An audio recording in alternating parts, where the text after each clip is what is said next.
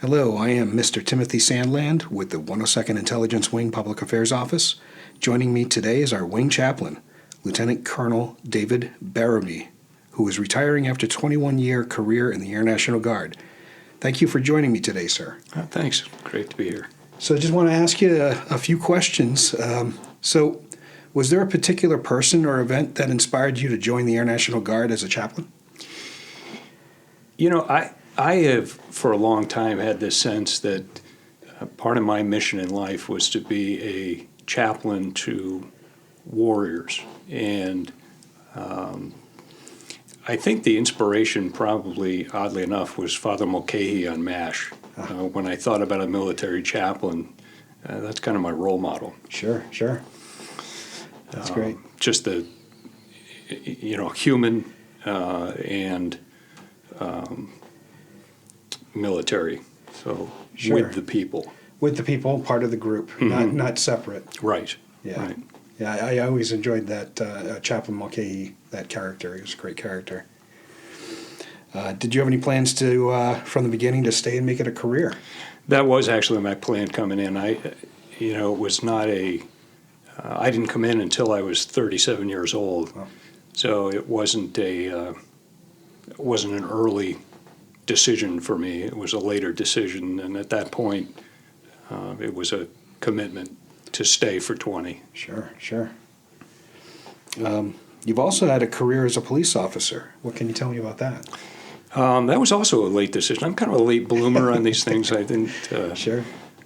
Did never start early, but I was. We moved to Martha's Vineyard, Ellen, my wife, and I, in 1997, and I was doing some work as an independent church consultant and working from my home, and happened to bump into the police chief in Oak Bluffs, who was General Joe Carter, who was at the time commander of Camp Edwards. Sure. And I met him going home from drill one weekend, and I introduced myself and said, I know you're the chief of police in Oak Bluffs. Could you use a chaplain at the police department? And I became the chaplain, and over time I got hired to work summers because my consulting work slowed down in the summer, and that became a good fit for me. Working as the chaplain for the department and the police officer, because again, it's another group of warrior type people. Sure. And I found that it was a good fit for me in that role, because it is really a shepherding role to either guide and direct people or defend other folks, and then I had a 15-year career of doing, actually 17 years of doing that. So, Oh, that's great. And I saw you a motorcycle police officer? I was, I worked on the motorcycle patrol. That's great. Yeah, it was great to get paid to ride a motorcycle. Yeah, that's awesome. So getting back to the military side of your career, going through your bio, I saw that you had spent some time at Dover Air Force Base. What can you tell me about that experience? That was the most wonderful ministry work I wish I never had to do. Yeah. I was in Dover at the mortuary from September of 2009 till January of 2010. And my primary work on the chaplain corps team was to work with the families. That was when the administration had just allowed media to come to be there when families received their loved ones back. And so my team and I would prepare the families to go out to the flight line when their loved ones came back to American soil for the first time. And then we were also in the mortuary during all of the work during the day, and worked with the mortuary workers to keep track of them. So it was a difficult 4 months, but really incredibly meaningful work. Sure. It was one of those jobs where there was never a day where you went home at the end of the day and asked whether what you did had any impact on anyone. Yeah, rewarding but heartbreaking, I'm sure, at the same time. Yes, Yeah. And in the midst of that, just some amazing, incredible things. It was changed my life. Yeah. That kind of stuff. So speaking of changes, what kind of changes have you seen within the unit here in the last 2 decades? You know, it's been amazing to watch the people come and go, the mission evolve. I was here through the whole transition from jets to Intel,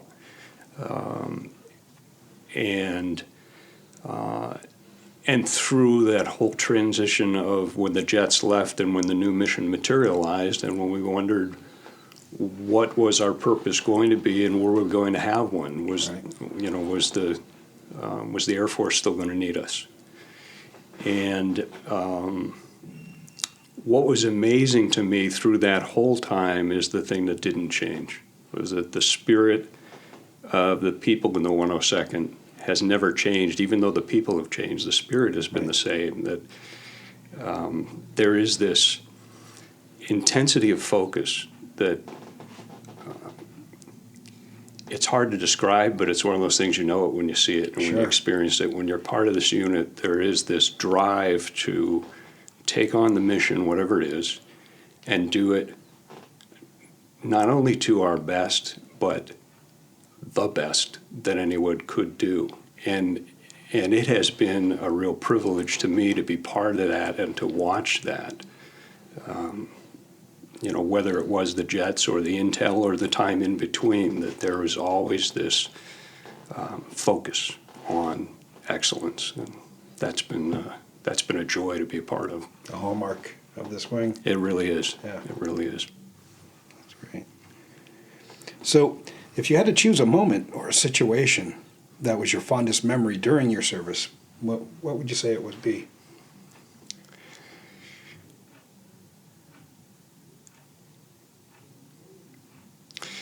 I think I remember the day. I happened to be here on the day. Well, I'm going to pick two. I'm going to take the liberty to pick two. But I was here the day that the BRAC announcement came out. And in that initial announcement, the announcement was that we were closed. And there was this, I was over in building 158, which was the headquarters building at the time, and there was this dead silence in the building for a while. But then that spirit emerged of just that determination of, okay, well, what do we need to do now? We need to figure out how we're going to take care of each other. How are we going to mount a defense? There were just these multiple options of, okay, well, we're not just going to let that stand, but if we have to let that stand, then how are we going to take care of each other? Because we're not just going to sit here. We're going to find a way forward. That's one. And the other is after 9/11. And to watch the unit transition from before 9/11 to during 9/11 and every day since, just that the pulling together to handle that new reality without ever a question of panic, just that smooth transition of this is just another challenge that we've either got to get over, through, or around, but we're going to deal with it. I think that those are two that stand out for me, of that just practical application of that spirit of forward movement and resilience. Definitely resilience. Okay, for someone who only knows you as chaplain, what about you would surprise them? I really have thought about that, and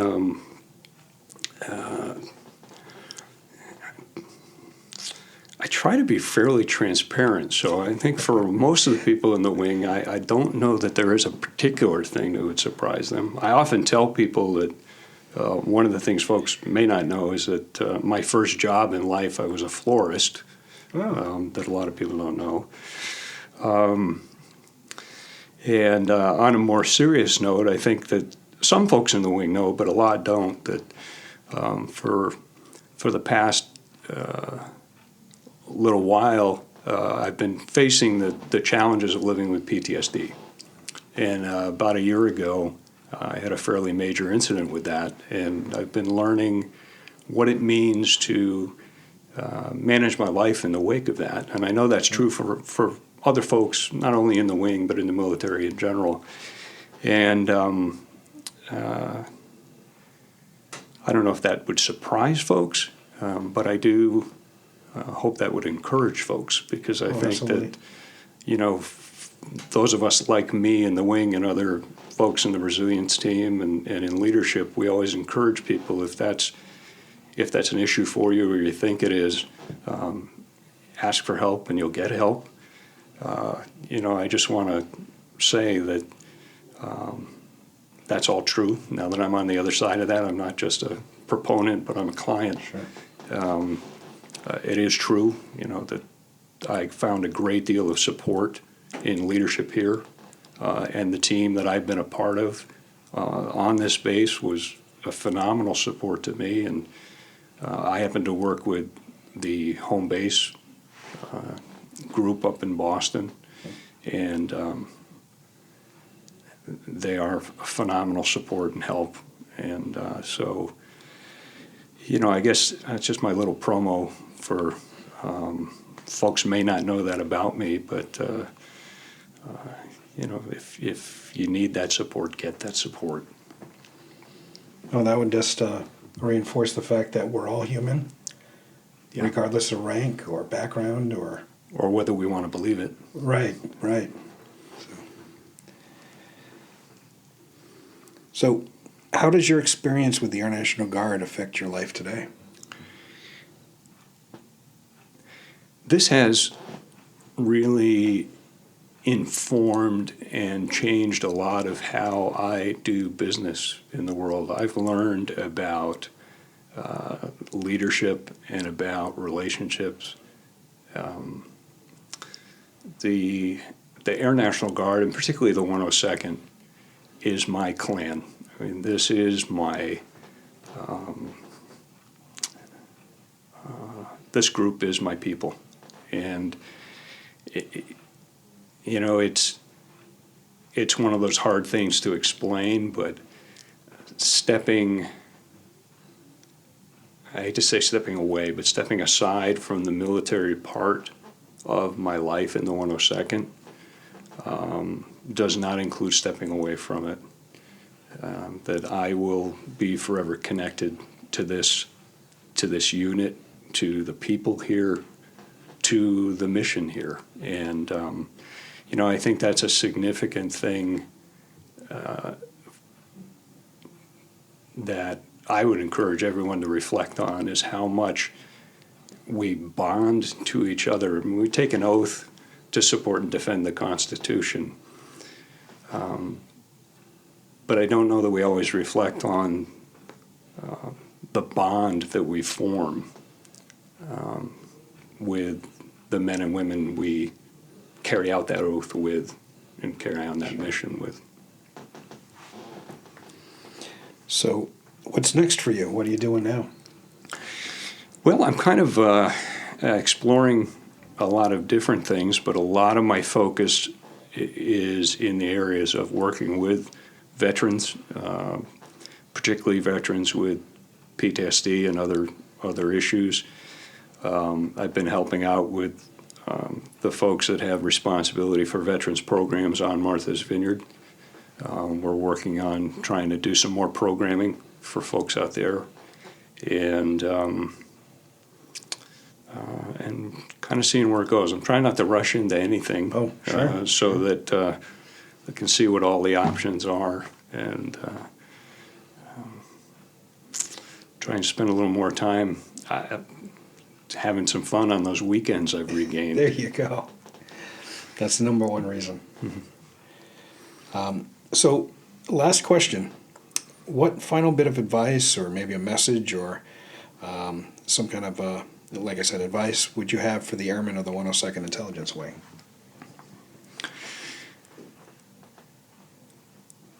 I would say that in the midst of everything that's going on, we talk a lot about being a good wingman and taking care of the folks around you, and that's important. I would add to that, don't ever forget to keep a check on yourself. It's very easy to lose sight of yourself, and part of keeping track of yourself would be to find one or two people that not only that you trust, but who you trust to push you. Folks who can say, when you say to them, I'm fine, who can know when that doesn't necessarily mean that you're fine and will push harder to force you to stand down, or as much as they can, so that you can take the rest that you need, take the introspection that you need to really be fine. Because that is really what helped me to take care of myself in a way that I really needed to. And some of us, if you're anything like me, you're too stubborn to do that without other people that will actually get you to the place where you're willing to do that. So that's my, I guess that's my final advice. And the other side of it is make time to have fun. Right. Or I should say, take the time to have fun, because we all only get 24 hours a day, and if we don't set some of it aside for fun, it's never going to happen. Great advice, sir. Thank you. So thank you for spending some time with me today, and I want to say congratulations on your retirement, and it's been a pleasure working next to you for the last 20 plus years. Thank you. It's been a blast.